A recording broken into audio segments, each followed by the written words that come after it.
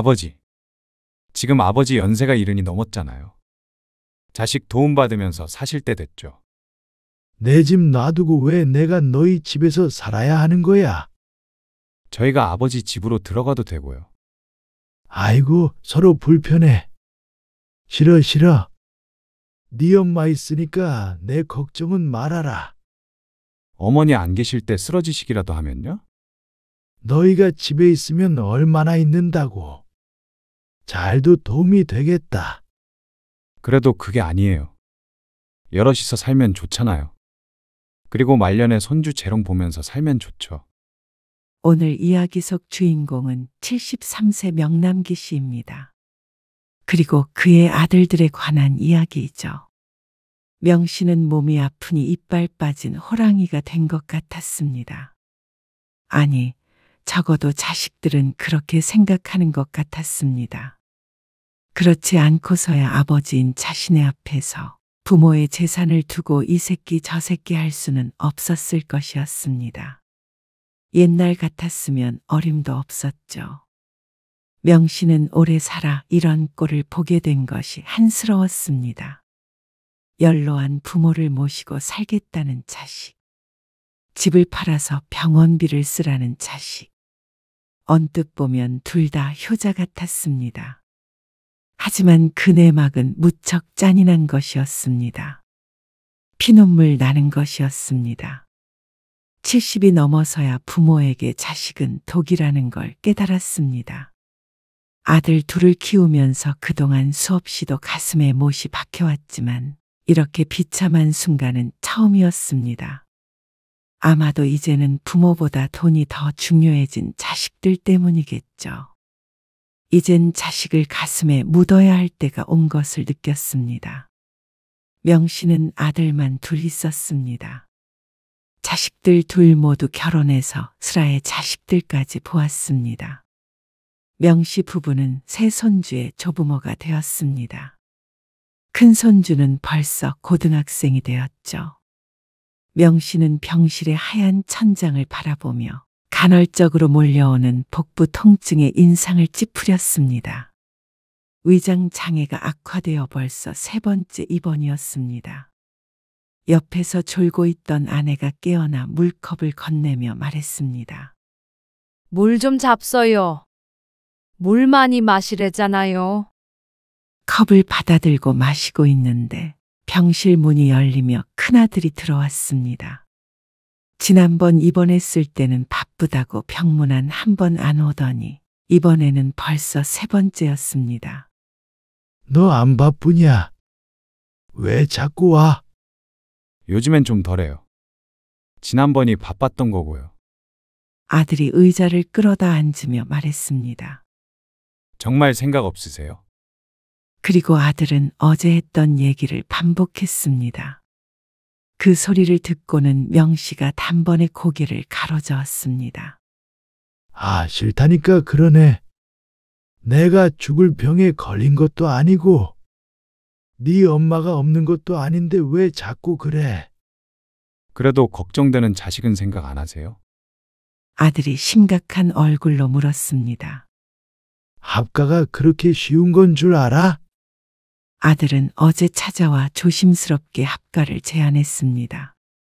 예상치도 못했던 아들의 말에 아내도 명 씨도 무척 놀랐었죠. 그런데 어제도 오늘도 명 씨의 대답은 같았습니다. 명 씨는 아직은 아들네와 함께 살 마음이 없었습니다. 아니, 이유가 없었습니다. 비록 지금 입원해 있긴 하지만 거동이 불편한 것도 아니고 아직은 자식들 도움을 받을 만한 상황이 아니었습니다. 그런데 뭐 때문에 그런지는 몰라도 아들은 끈질겼습니다. 당사자가 싫다는데 뭐가 걱정된다는 것인지 몰랐습니다. 태양이 엄마는 그러자고 해. 그러자 고집을 피우던 큰아들의 입이 마침내 다물어졌습니다. 그걸 본 명 씨가 한숨을 쉬며 말했습니다. 합가를 너 혼자 원하잖냐, 지금? 아버지, 지금 아버지 연세가 이른이 넘었잖아요. 자식 도움받으면서 사실 때 됐죠. 내 집 놔두고 왜 내가 너희 집에서 살아야 하는 거야? 저희가 아버지 집으로 들어가도 되고요. 말이 되는 소리를 해라. 태양이는 어쩌고? 태양이가 왜요? 아버지 집에 방 3개잖아요. 딱 맞네요. 아이고, 서로 불편해. 싫어, 싫어. 네 엄마 있으니까 내 걱정은 말아라. 어머니 안 계실 때 쓰러지시기라도 하면요? 너희가 집에 있으면 얼마나 있는다고. 잘도 도움이 되겠다. 그래도 그게 아니에요. 여럿이서 살면 좋잖아요. 그리고 말년에 손주 재롱 보면서 살면 좋죠. 태양이가 어디 재롱부린 적이나 있냐? 명 씨의 아들이 헛기침을 하며 눈을 피했습니다. 큰 손주의 사춘기는 가족들 사이에서 아주 유명한 것이었습니다. 괜히 말년에 며느리 눈치, 손주 눈치까지 보며 살고 싶지는 않았습니다. 그리고 명 씨의 예상처럼 그날 아들이 돌아가고 나서 큰 며느리에게서 전화가 왔습니다. 아버님이 태양이 아빠 좀 말려주세요. 저 회사 일이랑 태양이 수험 때문에 그럴 여력이 없어요. 알지? 나도 싫다고 했다. 당연히 같은 생각이었지만 그래도 며느리의 말이 서운하긴 했습니다. 굳이 전화해서 모시고 살 수 없다고 못을 박으니 말이죠. 그리고 사실 태양이 아빠가 합가하려는 이유가 며느리는 말을 끝맺지 않고 말끝을 흐렸습니다. 이유가 뭐? 아니에요. 아무튼 아버님이 좀 말려주시라고요. 태양이 아빠가 자꾸만 합치자는 게 내 건강 때문이라는데 내가 걱정 말라고 했다. 같이 사는 건 우리가 사절이니까 애비가 하는 소리는 신경 쓰지 말아라. 그렇게 며느리를 안심시키고 전화를 끊었습니다. 그리고 며칠 뒤에 명 씨는 퇴원을 했습니다. 그러던 어느 날이었습니다. 아버지, 저 짐 싸서 아버지 집으로 들어갈게요. 도무지 무슨 말인지 알아먹지 못할 소리를 하는 아들. 명 씨는 휴대폰을 들고 인상을 찡그리며 되물었습니다. 그게 무슨 말이야?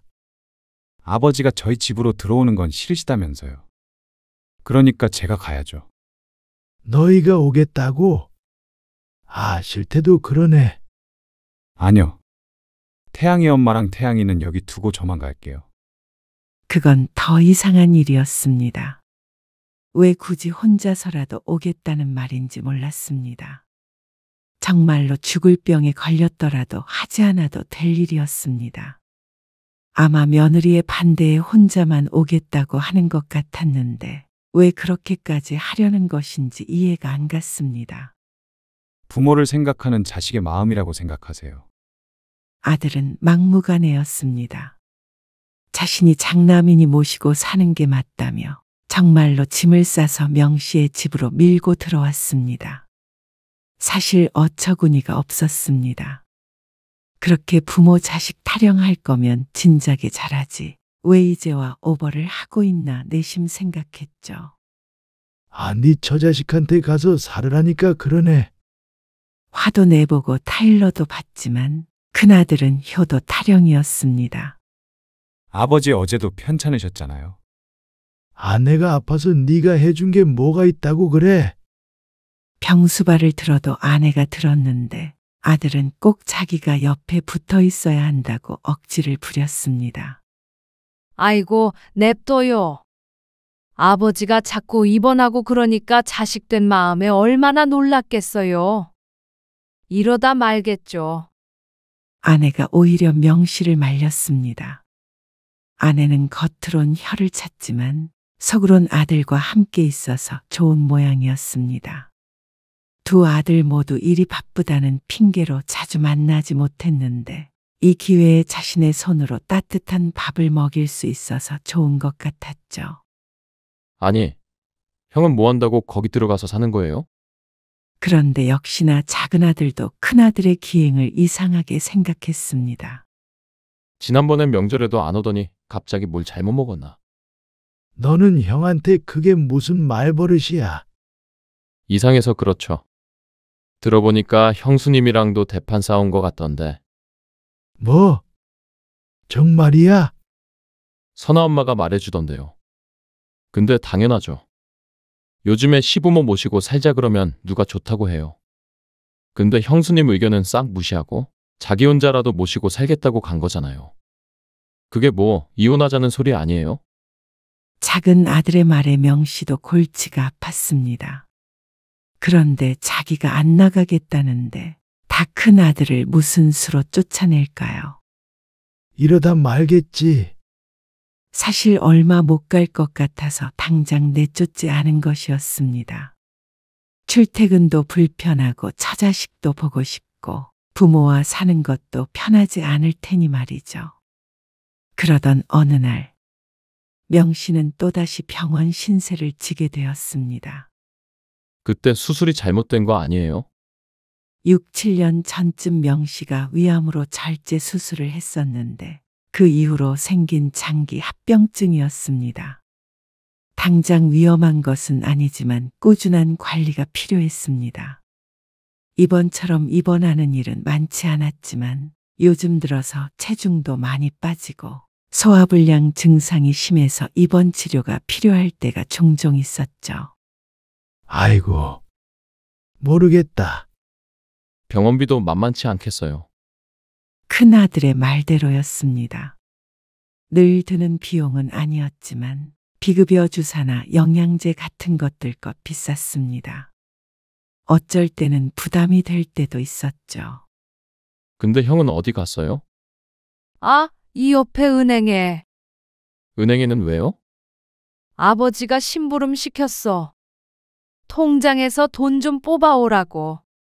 아버지 돈을요? 카드 주셨어요? 아, 형섭이가 가지고 있거든. 병원을 이제 형섭이가 모시고 다니잖아. 그래서 줬지. 작은 아들은 무언가 말을 하려다가 입을 다물었습니다. 저도 잠깐만 나갔다 올게요. 작은 아들은 올 때 음료수만 사온 게 마음에 걸렸습니다. 지갑에 현금이 없다 보니 아버지 드릴 용돈도 당장 없어서 이참에 은행에 가봐야겠다고 생각했습니다. 바로 옆이라니 잘 됐죠. 작은 아들 형호는 형이 있다는 은행으로 들어갔습니다. 그런데 입구에 현금 인출기 앞엔 줄이 길었습니다. 오히려 창구 쪽에 사람이 더 없어 보였습니다. 그리고 그곳에서 형을 보게 되었죠. 아버지가 거동이 불편하신데 계좌를 아들인 제가 해지하고 제 명의 통장으로 이체할 수 있나요? 형은 직원에게 상담을 받고 있는 것 같았는데 이게 무슨 소린가 싶었습니다. 아버지는 전혀 거동이 불편하지도 않고 병원비 내라고 카드를 맡겼을 뿐인 듯 했는데 말이죠. 직원이 고개를 저었습니다. 카드만으로는 안 되고요. 위임장도 있어야 하고 신분증이랑. 아, 예. 아닙니다. 그건 됐고요. 근데 아버지 명의 주택을 담보로 대출을 받는 것도 위임장이 있으면 되는 건가요? 요즘에는 방문이 어려우시면 비대면으로 본인이 신청하시는 방법도 있어요. 아, 그래요? 알겠습니다. 형이 자리에서 일어나자 작은 아들 형호는 몸을 숨겼습니다. 어쩐지 이상하다 했습니다. 형이 부모님 집에 들어간 이유, 그리고 방금 전 은행에서의 행동이 모두 하나로 연결되는 것 같았습니다. 퇴원하고 며칠 후 작은 아들이 명씨의 집에 찾아왔습니다. 큰아들이 출근을 하고 집에 명씨 부부만 있을 때였습니다. 어쩐 일이야? 요즘에 자주 보게 되네. 자식 둘 얼굴을 자주 봐서 좋긴 하지만 어리둥절한 일이긴 했습니다. 아버지 건강 어떠신가 해서요. 어떻긴 괜찮아. 네 아버지 요즘 힘없어가지고 집에만 계셔. 그러니까 자주 놀러와. 애들도 데리고. 아이고, 바쁜 애한테 이상한 말 하지 마. 아직 짱짱하니까. 그렇게 말씀 안 하셔도 안색이 안 좋으세요. 자꾸 살이 빠져서 그렇지. 사람을 환자 취급하지만 겉보기보다 상태가 나쁘지는 않았습니다. 소화가 잘 안 되니 적게 먹어 허약해 보이는 것 뿐이었습니다. 퇴원할 때도 이상이 없다고 했으니까 평소에 조금 더 신경을 쓰면 될 일이었습니다. 어쩐 일로 왔어? 아니, 형이 혼자 아버지 모시고 사는 것도 좀 마음에 걸리고 해서요. 모시고 살긴 누가? 우리가 그놈을 모시고 살고 있지. 엄연히 말하자면 명씨의 말이 맞았습니다. 내 집에 얹혀 사는 삼시세끼를 명씨의 아내가 챙겨주고 있으니 졸지에 뒷바라지 할 사람이 하나 는 것이었죠. 그러니까요. 엄마가 고생이 많으시죠. 그래서 저희가 어머니 아버지 모시고 살면 어떨까 해요. 뭐? 너는 또 왜 그래? 저는 애들 엄마랑 다 상의가 됐어요. 선아 엄마도 흔쾌히 오케이 했고요. 그러니까 이 집 정리하고 저희 집으로 들어오세요. 아, 둘이 잘 살고 있는데 왜 다들 모시고 살겠다는 거야? 그러게요. 우리가 애들을 이렇게 잘 키워놨나? 아내는 내심 좋은지 핀잔을 하면서도 웃음을 흘렸습니다. 어차피 앞으로도 병원비도 더 들잖아요. 그러니까 집 처분해버리시는 게 좋지 않을까요? 그런 문제는 우리가 알아서 할 테니까 너희는 걱정 말어. 그런데 작은 아들이 엉뚱한 말을 했습니다. 어차피 나중에 누군가는 어머니 아버지 모시고 살아야 하잖아요. 형수님은 죽어도 싫다고 그러니까 저희 집으로 들어오세요. 저희가 모실게요. 그리고 이 집 한 돈으로는 제 사업에 투자해보면 어떨까 해요. 뭐야? 황당한 말에 귀가 차 되물었습니다. 수익 내서 아버지 병원비랑 생활비 안정적으로 대드릴게요. 끝까지요. 그러니까 집 팔아서 주면 앞으로 우리를 책임지겠다. 이 말이야? 그렇죠. 집을 팔 생각도 없고 팔더라도 그 돈 우리가 알아서 관리해서 쓸 테니까 헛소리 하지 말어. 헛소리라니요. 멀쩡한 집을 왜 팔어? 같이 살 마음도 없어. 누가 언제 너희한테 우리 데리고 살라 그래? 다들 왜 이러는 거야? 저는 아버지 걱정해서 드리는 말씀이죠. 걱정되는 놈이 돈을 달라 그래. 차라리 형섭이가 낫다. 명씨의 말에 작은 아들이 어처구니 없다는 듯이 대꾸했습니다. 형이요? 형이 여기 괜히 들어와 있는 줄 아세요? 뭐야? 아버지 돈 가져갈 생각으로 기웃거리는 거예요. 이게 무슨 소리인지 명씨는 곧장 알아듣지 못했습니다. 이 집 가지고 대출도 알아보고 있다고요. 이 집이 내 집인데 네 형이 어떻게 대출을 알아봐? 그게 안 되면 명의를 넘겨달라고 할 수도 있겠죠. 너 지금 무슨 소리 하는 거야? 그건 곧 알게 되실 거예요. 그렇게 되느니 저한테 투자하세요. 그러면 아버지 어머니 편히 살게 해드린다니까요. 말년에 며느리가 차려주는 밥상 받고 싶으시면 저희랑 사시는 게 맞죠. 형이 이 집 홀랑 뺏어서 다시 돌아가 버리면 어쩌시게요? 이상한 소리 하지 말고 집에나 가라. 우리는 너나 형섭이나 아무랑도 같이 안 살 거니까. 아버지, 아, 참말 말어. 너 때문에 더 아파지는 것 같다. 다시는 같은 말 하게 하지 마. 그러자 작은 아들이 한숨을 쉬고는 자리에서 일어났습니다. 정말 진지하게 생각해 보세요. 저한테 투자해서 편히 사실지, 형한테 뒤통수 맞으실지 선택하세요.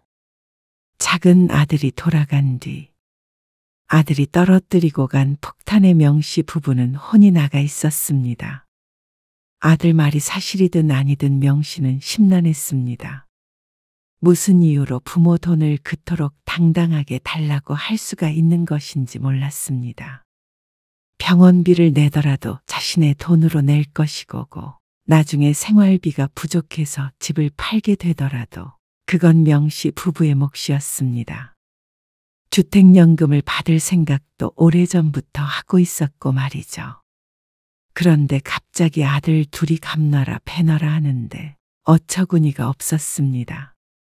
부모가 나이 들어가고 몸도 아픈 것 같으니 어떻게든 뽑아가야겠다고 같이 다짐이라도 한 것인지. 그런데 퇴근해서 집에 돌아온 큰아들에게선 아무런 기색이 느껴지지 않았습니다. 언제 집에 갈래? 가족이 뭐하러 갈라져서 살아? 태양이 엄마도 태양이 때문에 못 모시고 산다는 거지. 그럴 사람 아닌 거 아시죠? 곧 제대로 합가할 계획하고 있으니까 걱정 마세요. 우리가 그럴 계획이 없대도 그러네. 아, 아버지. 지난번에 입원하셨을 때도 제가 모시고 갔죠. 더 나이 들면 당연히 자식은 필요해요. 어머니도요. 명씨는 고개를 절레절레 흔들었습니다. 작은 아들이 한 말도 떠올랐습니다. 괜히 자식들 사이를 이간질하는가 싶어서 말은 안 했지만 속은 답답습니다. 그런데 얼마 후 작은 아들의 말이 거짓이 아니라는 걸 깨달았습니다. 아버지. 태양이 엄마가 이 집에서 어머니 아버지 모시고 살 의향이 있대요. 저희 집은 전세니까 만기 되면 빼고요. 이놈이 귀가 먹었나? 그런데 조건이. 아니, 싫다는데. 거기에 조건까지 있어? 이 집 명의를 제 앞으로 해주셨으면 해요. 그러면 어머니 아버지 돌아가실 때까지 저희가 모셔요. 작은 아들의 말이 사실이었는데 거짓말이 아니라는 것에 기뻐하기보다도 더 서글퍼졌습니다. 결국은 큰아들도 작은아들도 명씨에게 자주 찾아오고 집에까지 들어온 이유가 부모 건강 때문이 아니라 돈 때문이라는 게 분명해졌으니 말이죠. 이 집이 가지고 싶어서 들어왔냐? 무슨 말씀이세요? 그런 거 아니에요. 저는 그저 아버지가 걱정돼서. 어머니도 마찬가지고요. 그러면 너 이 집 대출은 왜 알아본 거야? 대출이라뇨. 저 그런 적 없어요. 병원 옆에 은행에서 형우가 다 봤다더라. 이제는 큰아들이고 작은아들이고 전부 다 괘씸했습니다. 아픈 부모를 핑계 삼아 자신들의 주머니나 불릴 생각을 하고 있다는 게 충격적이기까지 했습니다. 짐 싸서 나가라. 오늘 내일 중으로. 아버지. 형우는 집 팔아서 자기 사업자금 달라더니 너나 형우나 똑같다. 뭐라고요? 형호 그 자식이요? 장남이 여기 있는데 지가 무슨 집을 팔아라 말아라 해요? 똥 묻은 객끼리 서로를 나무라는 격이었습니다. 너나 형우한테 아무런 도움도 바라지 않고 아무것도 줄 게 없으니까 너도 어서 짐 싸서 나가라. 명씨는 마지막 경고를 했습니다. 하지만 다음 날 큰아들이 나가는 게 아니라 작은 아들이 집으로 찾아왔습니다. 두 아들을 앞두고 명씨는 이번에는 배가 아니라 머리가 아파오는 기분이었습니다. 아버지, 형호가 뭔 소리를 했는지는 모르겠지만 제가 여기 들어온 건 정말 순수한 마음에서였어요. 순수한 마음? 지나가던 개가 웃겠다. 작은 아들이 비웃듯 말했습니다. 그래, 순수하게 집을 가로채려는 마음이겠지. 야, 너 지금 무슨 소리야? 큰아들이 벌떡 일어났습니다. 아버지 앞에서 뭐 하는 짓들이야? 아내가 말려보려고 했지만 두 장정을 말리기엔 역부족이었습니다. 명씨는 잠자코 둘이 하는 말을 듣고 있었습니다. 은행에서 보니까 아버지의 집으로 대출 받는 것도 물어보고 아버지의 예금도 빼갈 수 있는지 물어봤잖아. 내 말이 틀려? 작은 아들의 말에 큰아들이 순간 할 말을 잃었는지 얼굴이 벌개졌습니다. 나는 아버지 병원비 부담되실까봐 나중을 위해서 알아본 거였어. 너는 그런 형의 깊은 속을 알기나 하냐? 누가 그 속을 모를 줄 알고? 형수님도 드디어 마음을 바꿨나 봐. 집 공동명의라도 해주겠다고 설득했어? 이 자식이 뚫린 입이라도 아무렇게나 짓거려. 너는 그러면 뭐가 달라? 아버지 집 팔아서 네 사업자금으로 쓰겠다며? 그건 뭐 아버지 생각해서 그런 거야? 적어도 나는 솔직하게 말했어. 뒤에서 몰래 꼼수 부리지 않고.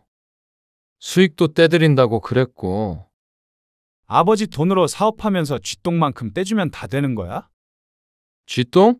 나는 아버지 돈 벌게 해드릴 수도 있어. 형이야말로 부모 뒤통수나 치려는 치사스러운. 이 새끼가 큰아들이 주먹을 불끈 쥐었습니다. 이 새끼? 누군 욕 못해서 가만히 있는 줄 알아? 이 자식아? 뭐? 죽으려고 환장을 했구나? 그만들 못하냐. 이 자식 형한테 말하는 것 좀 보세요. 형은 맨날 장남 타령이나 하면서 한 게 뭐 있어? 아버지 생신 제대로 챙긴 적이나 있어? 그러는 너는 뭐가 달라? 둘 다 그 입 닥치지 못해. 명씨의 목소리에 조용해졌습니다. 아버지, 큰아들이 입을 열었지만 명씨가 손을 들어 막았습니다. 이 집이 누구 거냐? 아버지요. 통장에 돈은 누구 거냐? 아버지요. 얘기 끝났지. 이제 이 집에서 당장 나가라. 아버지, 당장 못 나가? 저는 이 자식보다 나아요. 그래도 여기 들어와서 아버지 모시고 병원도 가고 정말 모시고 살려고 했다고요. 너 아니어도 충분히 다 할 수 있으니까 필요 없으니까 썩 나가. 명씨는 잠시 숨을 고르고 말을 이었습니다. 너희가 내 자식이라는 게 부끄럽다. 이렇게 키운 게 내 잘못이지만 더 이상 너희를 내 자식으로 생각하지 않겠다. 두 아들의 얼굴이 창백해졌습니다. 너희가 안 나가면 내가 나가고. 명씨가 자리에서 일어나려는 신용을 하자 그제서야 집을 나서는 두 아들. 가는 길에 주먹 다짐을 할지 안 할지 모르지만 이젠 그것도 신경 쓰기가 싫었습니다. 돈 때문에 부모 앞에서 이 새끼 저 새끼 하며 싸우는 자식을 더는 자식이라고 부르고 싶지도 않았습니다. 두 아들을 내쫓은 후 명씨와 아내는 며칠간 말을 잃었습니다. 73년을 살아오면서 이렇게 허탈한 적이 있었을까 싶었습니다. 자식을 위해 평생을 바쳐 살았는데 결국 자식들에게는 돈줄로만 보였다는 현실이 가슴을 짓눌렀습니다. 여보, 이 집 부동산에 내놔. 집을 팔려고요. 그래. 저놈의 자식들 얼굴 안 보이는 곳으로 이사를 가버려야지. 지긋지긋하네. 명씨의 아내는 조용히 고개를 끄덕였습니다. 당신 고향으로 가요. 대학병원도 가깝고 공기도 좋잖아. 아내의 말에 가슴속 무거운 돌이 벌써부터 사라지는 기분이 들었습니다. 금매로 내놓아서 그런지 집은 3주 만에 계약하겠다는 사람이 나타났습니다. 그리고 그 소식을 들은 큰아들이 전화로 따졌습니다. 갑자기 집을 파신다고요? 혹시 형호 그놈 사업자금으로 주시려는 건 아니죠? 저희가 모시고 살게요. 저희 집으로 오세요. 정말 지겨웠습니다. 내가 죽을 때까지 그럴 일은 없을 거다. 혹시라도 형호 그놈이 하는 말 믿지 마세요. 다 아버지 속이고 돈 빼내려는 속셈이에요. 그러는 너는 다르냐? 저는 다르죠. 저는 명의만 주시면 쭉 그 집에서 모시고 살 거니까요. 다 부질없다. 자식 키워봐야 부질없다. 곧 이사 가니까 그런 줄 알아라. 도대체 어디로 가려고 그러시는데요? 네가 알 필요 없다. 아버지, 명씨는 전화를 끊었습니다. 작은 아들에게서도 비슷한 전화가 왔지만 역시 끊어버렸습니다. 집을 판 돈으로 명씨 부부는 고향 근처에 깔끔한 아파트를 샀습니다. 둘이 살기에 딱 좋은 크기였습니다. 방이 2개인데 하나는 창고로 쓰니 아들들이 와도 묵을 곳이 없었습니다. 물론 어디로 이사했는지 주소도 알려주지 않았지만 말이죠. 병원과도 가깝고 바로 옆에 오일장도 열리는 마을이었습니다. 아이고, 시야도 뻥 뚫려서 좋네. 거실창 앞에 서서 아내가 말했습니다. 아내의 말처럼 명씨도 가슴이 뻥 뚫리는 것 같았습니다. 서울에서의 마지막 몇 달은 정말 답답했습니다. 자식들의 성화에 밥맛도 없었는데 이제 그런 일이 없을 거라고 생각하자 입맛이 도는 것 같았습니다. 그리고 그로부터 몇 달이 지났습니다. 명씨의 건강은 오히려 좋아졌습니다. 스트레스가 없어지니 소화도 잘 되고 체중도 전보다 2kg이 늘었습니다. 아버지, 어디로 가셨는지 말씀을 해주셔야 명절에 애들 데리고 내려가기라도 하죠. 작은 아들이 자꾸만 전화의 위치를 물었습니다. 세상에 부모가 어디 사는지 모르는 자식이 어디 있어요. 여기 있네. 장난하자는 거 아니에요. 나도 장난 아니다. 명절에 올 건 없으니까 너흰 너희대로 살아. 한 번만 더 전화하면 이제는 전화번호를 바꿀 테니까 서로 번거로운 일 만들지 말자. 뚝 끊어버리고 소파에서 일어나자 부엌에서 아내가 나오며 말했습니다. 애들이 당신 성격을 까먹고 있었지. 70이 넘어서야 깨달은 것이지만 자식이라고 해서 무조건 효도를 하는 것은 아니었습니다. 오히려 부모에게 독이 되는 자식들도 있었습니다. 명씨는 이제 자신과 아내만을 위해 살았습니다. 남은 시간을 평온하게 사는 게 유일한 바람이었습니다. 그러면 부모에게 방패와도 같은 재산을 잘 지켜야 했습니다. 늙어서 기댈 것은 자식들이 아니라 어쩌면 돈일지도 몰랐죠.